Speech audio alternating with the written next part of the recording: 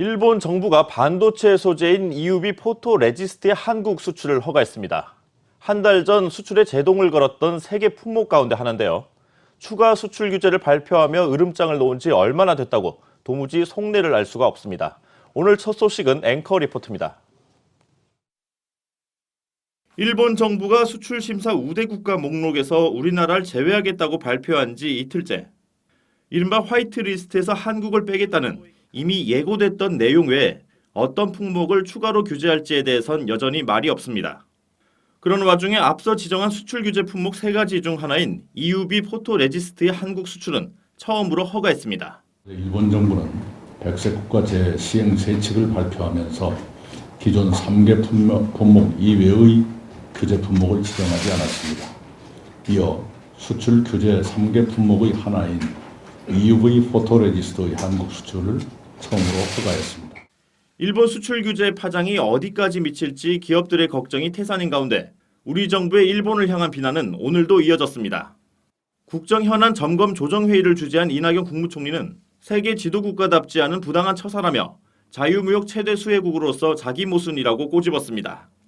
이어 미중 경제 마찰이 무역에서 환율로 확산되는 등 세계 경제 불확실성이 더욱 커진 상황에서 일본의 경제 공격이 원상 회복되도록 외교적 노력을 강화하겠다고 강조했습니다. 아울러 소재 부품의 국산화를 통해 특정 국가 의존 문제를 해소하고 대기업과 중소 중견기업의 협력적 분업체계 구축도 꾸준히 추진해 나가겠다고 말했습니다. 이 부총리는 또 우리 기업들의 불안감을 최대한 덜어주기 위해 부단히 소통하겠다며 모든 관심사에 대해 설명하겠다고 덧붙였습니다. 한국경제TV 임원식입니다. 청와대는 크게 달라진 게 없다는 반응입니다. 문재인 대통령은 불확실성은 여전히 살아있다며 일본 정부가 수출 규제 조치를 하루속히 철회할 것을 촉구했습니다. 권영훈 기자가 보도합니다. 문재인 대통령이 일본 수출 규제에 대해 연일 강도를 높여 날선 비판을 이어가고 있습니다.